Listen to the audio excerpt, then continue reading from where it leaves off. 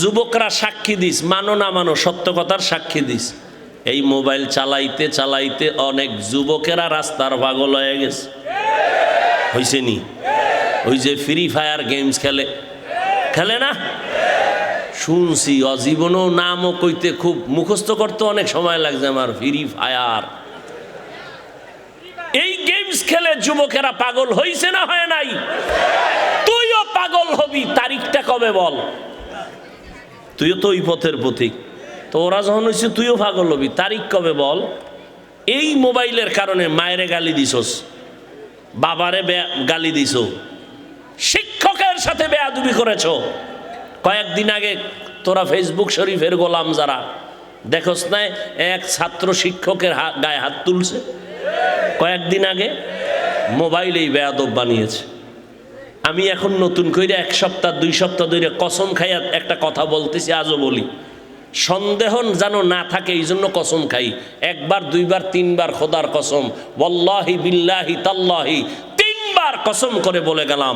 বিশেষ করে যুবক ছাত্রদের বলে যাই, হে যুবক ছাত্ররা, আল্লাহর কসম, মরার আগে যদি পঙ্গু হইয়া বিছানায় কষ্ট পাইয়া মরতে চাও, মরার আগে পঙ্গু হইয়া যদি মরতে চাও, শিক্ষকের সাথে ছাত্ররা বেয়াদবি কর, সন্তানেরা মা বাবার সাথে বেয়াদবি কর, খোদার কসম পঙ্গু না হইয়া তুই মরবি না। লিখে রাখ। মনে মনে বলবি যে হাফিজ ভাই রাগ কইরা বললেন, কিসের রাগ? রসুলের হাদিসের দলিল শুনে নে। ক্বালান নবিয়্যু সাল্লাল্লাহু আলাইহি ওয়া আলিহি ওয়া সাল্লাম, ইসনানি ইউআজ্জিলুহুমাল্লাহু ফিদ দুনিয়া, আল বাগয়ু ওয়া উকুকুল ওয়ালিদাইন।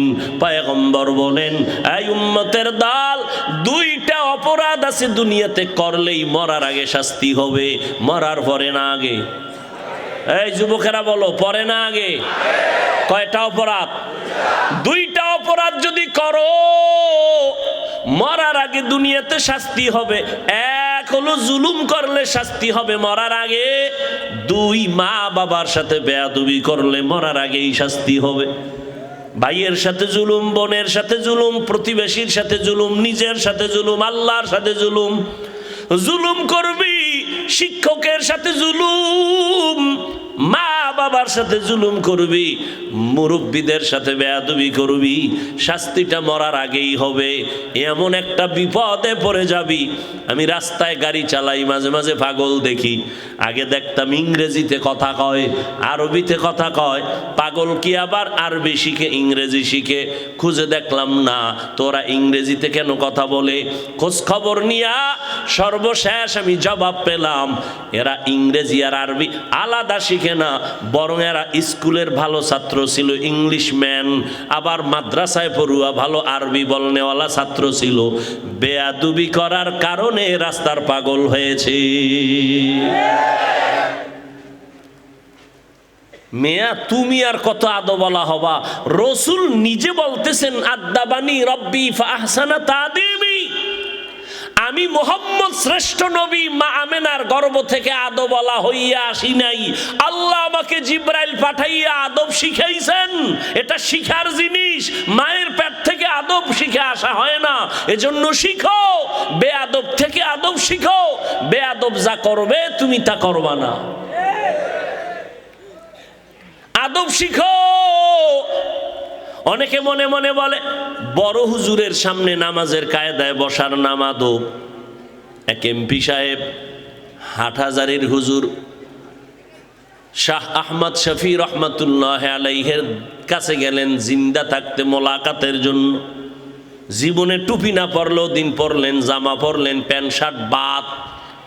হাটহাজারীর হুজুর চেয়ারের মধ্যে সোফায় বসা, ডানে বামে সোফা রেডি করা। এমপি সাহেব গিয়া নিচে বসছেন নামাজের সুরতে। হুজুর বলেন চেয়ারে বসেন, এমপি বলে ঠিক আছে অসুবিধা নাই।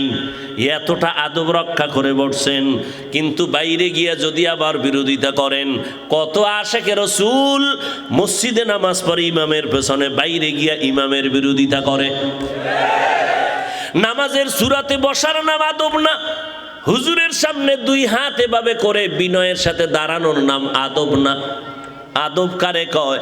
হাতগুলো কেমনে নাড়াচাড়া করবেন এর মধ্যে আদব আছে, চোখের চাহনির মধ্যে আদব আছে, জবানের ব্যবহারের মধ্যে আদব আছে, রাস্তা দিয়ে হাঁটবেন হাঁটার মধ্যে আদব। আদবের সংক্ষেপ তরজমা সুন্নত অনুযায়ী চলার নাম আদব।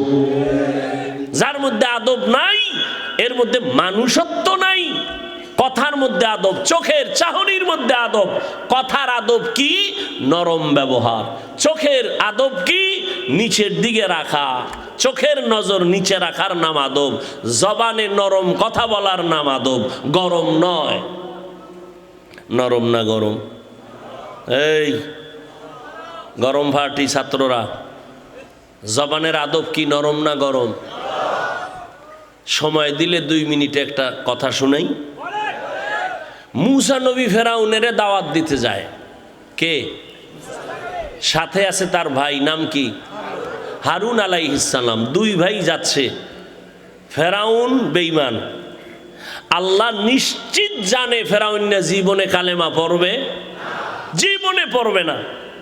আল্লাহ জানেননি তো? যখন জানেন যে ফেরাউন জীবনে কালেমা পড়বে না, আল্লাহর বলা দরকার ছিল মুসা ইচ্ছারম যাইরা তুইয়া বিয়াজ। কিন্তু আল্লাহ কি উপদেশ দিলেন যাওয়ার সময়? ফাকুলা লাহু কাউলান লাইয়িনান লাআল্লাহু ইয়াতাযাক্কারু আও ইয়াখশা। হে পয়গম্বর মুসা, ফেরাউনের কাছে দাওয়াত দিতে যাও, খবরদার গরম ব্যবহার করবা না। লাইয়িনান নরম দাওয়াত দিবে, নরম ভাষায়। 2টা উপকার হবে নরম ভাষায় দাওয়াত দিলে। এক, বান্দা হয়তো ফিকির করবে মুসা কি বলল, ভাববে। না হয় একটা ভয় অন্তরে ঢুকে যাবে যে উল্টা পাল্টা করলে গজবে পড়ে যাব। এই ঘটনার থেকে পাকিস্তানের মুফতি শফি রহমাতুল্লাহ আলাই বলেন, বর্তমান তকি ওসমানী দামাত বারাকাতুহুমুর আব্বা জান বলেন কি জানেন? এই দুনিয়ার বক্তা সাহেবরা, ও আইজিনে কিরাম, ও দাই, ও খতিব, তোমরা যারা মুসলমানের বয়ান করো শুনো, তোমরা কি মুসা নবীর থেকে বড় দামি বক্তা? তোমরা মুসা নবীর থেকে দামি বক্তা না। যাদেরকে তোমরা বয়ান করো এরা ফেরাউনের থেকে খারাপ না। এরা ফেরাউনের থেকে খারাপ। যেই ফেরাউন জীবনে কালেমা পড়বে না, ওই ফেরাউনকেই যদি আল্লাহ উপদেশ দেয় নরম ব্যবহার কর। তোমরা তো মুসা নবীর থেকে দামি দায়ী না। যাদের বয়ান করো তারা ফেরাউনের থেকে খারাপ না। এরা সব মুসলমান, এরা আল্লাহ মানে, নবী মানে, কোরআন মানে, হাদিস মানে। ও বাবা, তাবলিগলারা যদি আজকে তজুমুদ্দিন থানার কেন্দ্রীয় মসজিদে ডাক দেয় নামাজ পড়ে বসবেন, তালিম হবে, ওই লাইনের লোকগুলো বসবে, ভিন্ন লাইনের লোক বসবে না। চরমনাইওয়ালারা যদি ডাক দেয় তাদের লোক বসবে, ভিন্ন লাইনের না। আওয়ামী লীগওয়ালারা যদি সভা দেয় বিএমপির লোক যাবে না, বিএমপি ওয়ালারা জনসভা দিলে আওয়ামী লীগওয়ালারা যাবে না। ঠিক নেই? তারপরও কি লাগতো তার? এতগুলো মানুষ আনার জন্য ফ্রি গাড়ি দেওয়া লাগতো। ঠিক নেই? আসার পরে ভিআইপি ব্যবস্থা, ভিআইপিদের জন্য ভিআইপি চেয়ার, যারা ভিআইপি না নন ভিআইপিদের জন্য একটু নরমাল চেয়ার। আবার ফাঁকে ফাঁকে নাস্তা দাও, যদি নাস্তা দেরি হয় তো চেয়ারের বাড়ি। ঠিক নেই? এরপরে আবার এতগুলো মানুষ নিয়ন্ত্রণের জন্য কত পুলিশ লাগতো, কত র্যাব লাগতো নি? এরপরও যদি ভয় থাকতো, সর্বশেষ আর্মি আর বিডিআর আর পুলিশ আর র্যাবও যদি ভয় লাগতো তো কুত্তা আইনা হাজির করতো। কারণ মানুষ বেঈমানি করতে পারে, কুত্তা মানুষের সাথে বেঈমানি করে না। নিরাপত্তার জন্য কুকুর। কিন্তু তাকাইয়া দেখো, আজ তজুমুদ্দিন থানার প্রাণ কেন্দ্রে এই মাদ্রাসার মাঠে এত মানুষ, বসার জায়গা নাই, দাঁড়ানোরও কায়দা নাই। আসার জন্য কাউকে টাকা দেওয়া হয় নাই, জোর করে আনা হয় নাই। সবাই নিজে টাকা দিয়া, ভাড়া দিয়া, কেউ হেঁটে আসছে নিজ ইচ্ছায়। আল্লাহ দয়া করেছেন, আসার পরে বিছানাটাও তেমন ভালো না, অনেকে বালুর মধ্যে বসছে, অনেকে জুতার উপরে বসছে, বসতে পারে না, জায়গা নাই, দাঁড়ায় দাঁড়ায় আছে। অন্তরের মধ্যে কোনো ভাব নাই, বড় ছোট ভেদাভেদ নাই, আলেম সাধারণ মানুষ, ধনী গরিব সব একাকার হয়ে পড়ছে। এতগুলো মানুষের জন্য নিয়ন্ত্রণের জন্য একজন পুলিশও নাই। কথা বলেন না কেন? এটি নিয়ন্ত্রণ পুলিশে করতেছে? কথা বলেন। কোনো বাহিনী নাই, পুরা মাদ্রাসার মাঠ সাইলেন্ট হয়ে গেছে, কোনো আওয়াজ নাই। এই সময় যদি কেউ টেলিফোন করে তার মাথা গরম হয়ে যাবে, ঠিক নেই? টেলিফোন একজনে করেই ফেললো, কেটে দিল, আবার করে, আবার কাটে, আবার করে, আবার কাটে, আবার করে, আবার কাটে, মাথা গরম। একবার রিসিভ করে ধমকায় কয়, এত বড় দুঃসাহস, এতবার কেটে দিলাম, টেলিফোন করো কেন? আর একবারও টেলিফোন করবান, আমি ব্যস্ত আছি। দেখেন কি মোহব্বত কোরআনের প্রতি। আর ম্যাডাম যদি টেলিফোন করে তো আজ রাইতে খবর আছে। ভাইরা আমার, এই অবস্থাটা কেমনে সম্ভব? আমি সারা বাংলাদেশে বলি, এটা ১৫০০ বছর আগে রহমতের নবীর উম্মত হইয়া আমরা তার আদর্শ মানার কারণেই সম্ভব।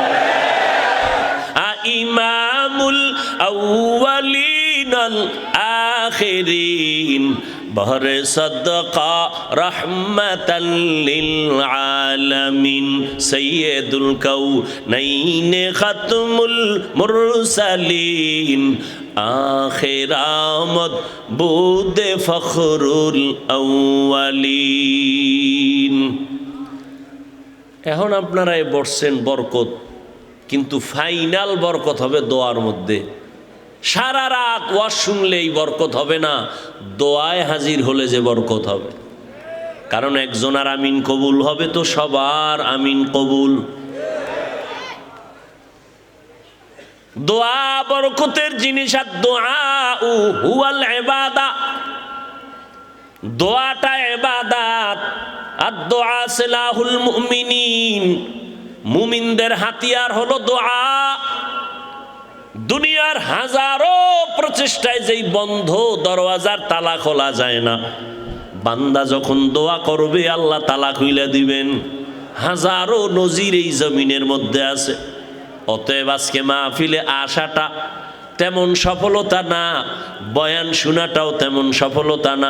চূড়ান্ত সফলতা যদি দোয়ায় শরীক হওয়া যায়।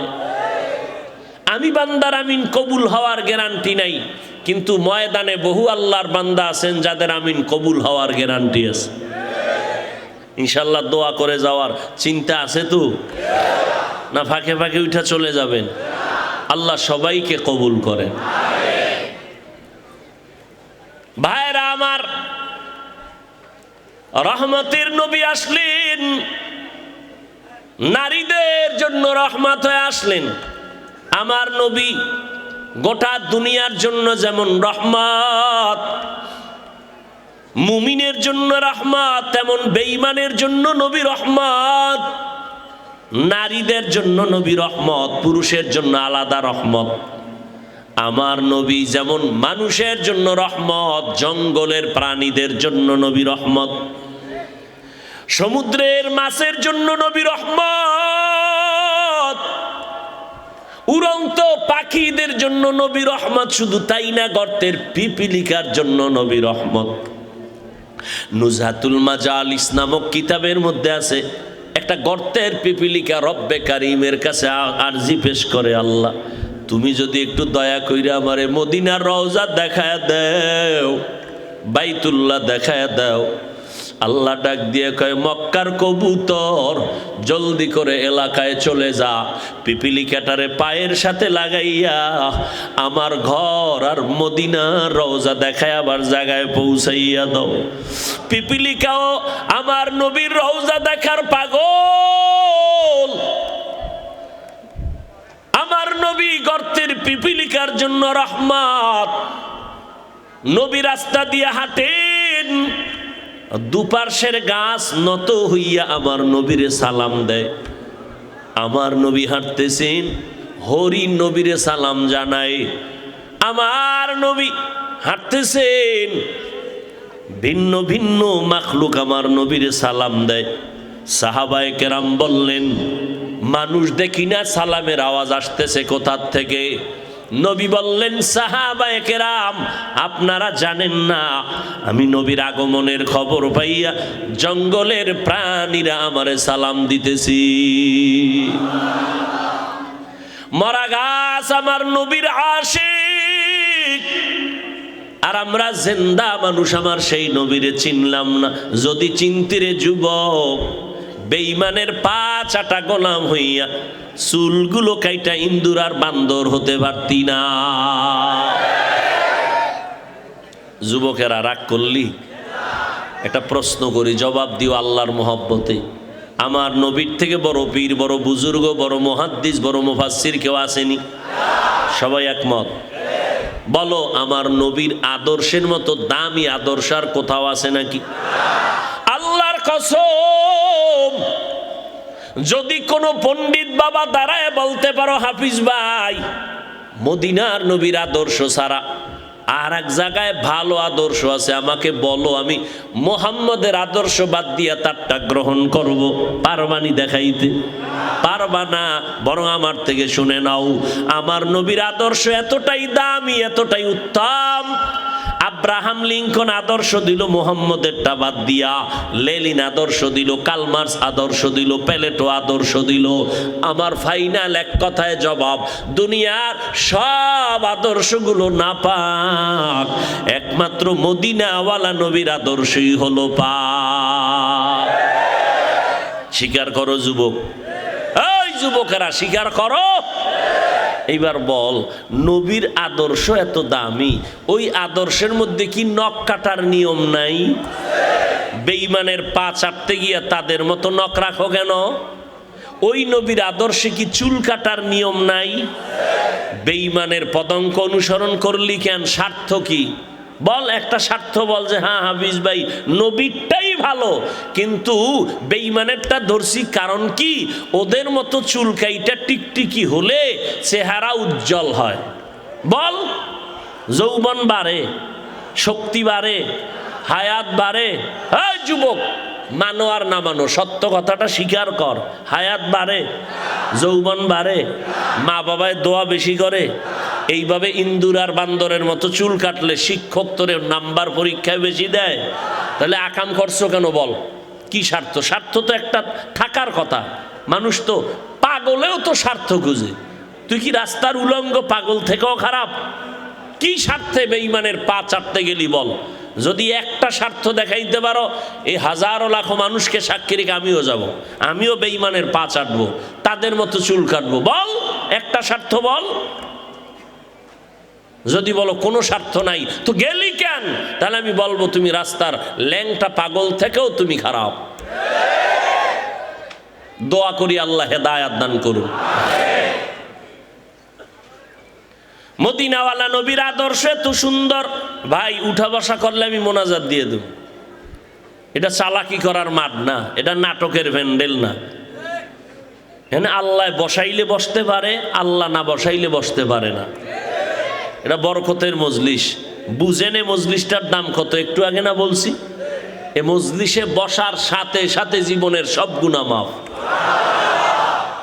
এখানে সবাই বসতে পারে না। এই অনেকে বাড়ির থেকে বইলে আসছে, এই মাহফিলে যাই, কিন্তু কপাল খারাপ, প্যান্ডেলে ঢুকতে পারে নাই, দোকানের আড্ডায় গুনাহের কাজে ব্যস্ত আছে। কেউ আবার মহিলা প্যান্ডেল তাওয়াফ করতেছে, আছে না নাই? বছরের একটা দিন এইটার এই হেলায় হারায় লাভ কি এই সুযোগ? এই জন্য কত তারিখ দেওয়া থাকে এই সাক্ষাতের সময়টা। তো বহু যুবকেরা মহিলা প্যান্ডেল তাওয়াফ করে। হ্যাঁ, চাপাবাজি আর প্রশংসা আর কি বলে এটারে, পক্ষপাতিত্ব না। উদাহরণ দিচ্ছি, উদাহরণ। 3 থেকে 3.5 দিনের একটা ইজতেমা হয় চরমনাই। কোথায়? এই 3 থেকে 3.5 দিনের ইজতেমা, একটা পুলিশ নাই, র্যাব নাই কন্ট্রোলের জন্য। আশ্চর্য বিষয়, 3.5 দিন পর্যন্ত লক্ষ লক্ষ লক্ষ লক্ষ মানুষ, একটা মহিলা দূরের কথা, একটা বাচ্চা মেয়েও পাবেন না। হাজার হাজার দোকান, একটা দোকানের মধ্যে খেলনার কোনো জিনিস পাবেন না। আর আমগো ছোটখাটো মাহফিলে এখন এমন উন্নতি হয়েছে যে ওয়াজের ভ্যান্ডেলের মধ্যে সানাসুর বুট আর চাল হয়ে ঘুরে, এটার জুতা দিয়ে সাইজ করা দরকার। ওয়াজের ভ্যান্ডেল খাওয়ার জায়গা, এখানে আইলেও 2 ঘন্টা চা পান বিড়ি না টানলে ক্ষতি হবে। ও দোকানে যায় দেখেন দুনিয়ার মহিলারা যেন আকর্ষিত হয়, এই জন্য কি কি লাগে এগুলো সব দোকানওয়ালারা নিয়ে আসে। তাহলে যুবক যুবতী নারী পুরুষ সব দোকানে ঘুরে, কই পর্দা, এদিকে রহমত ওদিকে গজব। কথা বলেন না কেন? আল্লাহ হেদায়াত দান করুন। বলার দায়িত্ব বলে গেলাম, কে মানবে কে মানবে না সে দায়িত্ব আল্লাহর হাতে। হেদায়েতের মালিক কে? মাইয়াহদিল্লাহু ফাহুয়াল মুহতাদ ওয়া মান ইউদলিল ফালান তাজিদা লাহু ওয়ালিয়াম মুরশিদা। আল্লাহ বলেন, আমি চাইলে হেদায়েত যাকে দিব সে পেয়ে যাবে, আর আমি যাকে হেদায়াত দিব না সে হেদায়াত পাবে দূরের কথা, হেদায়াত পাওয়ার মতো কোনো মুর্শিদও তালাশ করে পাবে না। আরবিতে কোরআনে বলে মুর্শিদ, বাংলা তর্জমা হলো পথ প্রদর্শক, রাস্তা দেখানেওয়ালা। কি রাস্তা দেখাবে? জান্নাতের রাস্তা দেখাবে। কপাল খারাপ, মুর্শিদও পাবে না। আল্লাহ সবাইকে মাফ করেন, আল্লাহ সবাইকে হেদায়াতের নূর দান করেন। আর একটু আগাবো, উঠা বসা করবেন না তো? আল্লাহ সবাইকে কবুল করেন। আরে মিয়া, আগের দিন ওয়াজে লোক পাওয়া যাইতো না, বা মানুষ একটু ঘুমানোর চিন্তা করত, এখন তো বাঙালির ঘুম নাই। মোবাইল মোবারক এসে সব জবাই করে দিয়েছে। আমরা মোনাজাত ধরি বইয়া, মোবাইলওয়ালারা রাতের বেলা মোনাজাত ধরে হইয়া ধরেনি, বালিশে শীত হইয়া মোনাজাত, মাঝখানে কি আছে জোরে বলেন? 2 হাতের মাঝখানে মোবাইল, করে কি আকাম সারাটা রাত, কবিরা গুনাহ কবিরা গুনাহ কবিরা গুনাহ কবিরা গুনাহ। মিথ্যা বলছি? যুবক তো মনে করে আমাকে প্রিন্স লাগে, প্রিন্স। তোরে ফেতনির মতো দেখা যায় না, তোর চেহারা গুনাহ করতে করতে নষ্ট হয়ে গেছে তোর চেহারা। যেই পরিমাণ ঠিক কইলেন মনে হয় সব অন্যায় আমি করি। হ্যাঁ, আল্লাহ মাফ করে। এরে যুবক, মোবাইলের দিকে তাকাইয়া সারা রাত কবিরা গুনাহ করেছো। ডাক্তারের কাছে গিয়া পরীক্ষা করে দেখ বাবা, বেয়াদবি মাফ করিস। পাও দইরা বলতেছি, জাহান্নাম থেকে বাঁচানোর জন্য বলতেছি। মোবাইল তোর কি ক্ষতি করছে জানো না? চেহারার উজ্জ্বলতা নষ্ট করে ফেলেছে। কোনো মেডিসিন লাগাবি না চেহারায়। এই পর্দার আড়ালের যুবতী বোনেরা খালি বিউটি পার্লারে দৌড়ায়। আল্লাহ যেই সৌন্দর্য দিয়েছে, 40 বছর পর্যন্ত তোমার চেহারার উজ্জ্বলতা নষ্ট হবে না। যৌবন যতদিন থাকবে চেহারার উজ্জ্বলতা ততদিন থাকবে। চালাকি কইরা যত মেডিসিন লাগাবি চেহারা ততদিন পর্যন্ত ডিসকালার হবে, নষ্ট হবে। এ বাবা, আর গুনাহ কইরা যদি চেহারা খারাপ করো, এটা কোনো মেডিসিনে আর ভালো হবে না। তবে একটা ঔষধি আছে চেহারার উজ্জ্বলতা বাড়ানোর জন্য, মানবি না কইয়া লাভ কি? মানলে মোবাইল ছাড়তে হবে। মা ছাড়তে রাজি, বাপ ছাড়তে রাজি। এক ছাত্র আমগো মাদ্রাসার হাকিকত, পাগড়ি বান্ধা তাহাজ্জুদ পরে মোবাইল চালায় না, তদন্ত কইরা দেখি জুতার বাক্সের মধ্যে মোবাইল। মোবাইল ধরে আটকায় দিলাম অফিসে, মোবাইল আর দেওয়া হবে না। এক ছাত্র কয়, হুজুর মাদ্রাসা ছাড়তে রাজি, মোবাইল ছাড়ুম না, দেন আমি মাদ্রাসাতে চলে যাও। এতটা বেয়াদব, এতটা বেপরোয়া হয়েছে ছাত্রগুলো। এই বেয়াদব বানাইছে মোবাইল। এই বেয়াদব কে বানাইছে? লিকুল্লি শাইইন যিনাতুন ফিল ওয়ারা ওয়া যিনাতুল মারই তামামিল আদাবি আজ খোদা খা হি মে তৌফিকে আদব বে আদব মাহরুমে গাশত আজ ফজলে রাব। শুধু কি চেহারা নষ্ট করেছে? এই যুবকেরা, লেখ লেখ, আমি যা কই লেখা রাখ, লিস্টি দাগ। 1 নাম্বার, মোবাইলের কারণে তোর কিডনি ড্যামেজ, পরীক্ষা কর। আমি যদি মিথ্যা বলি ডাক্তারের কাছে, আমাকে হুজুরগুটি তো বিশ্বাস হয় না, ডাক্তারের কাছে যা। নাম্বার 2, এই মোবাইলের দিকে তাকায় থাকার কারণে চোখের পাওয়ার নষ্ট হয় নাই?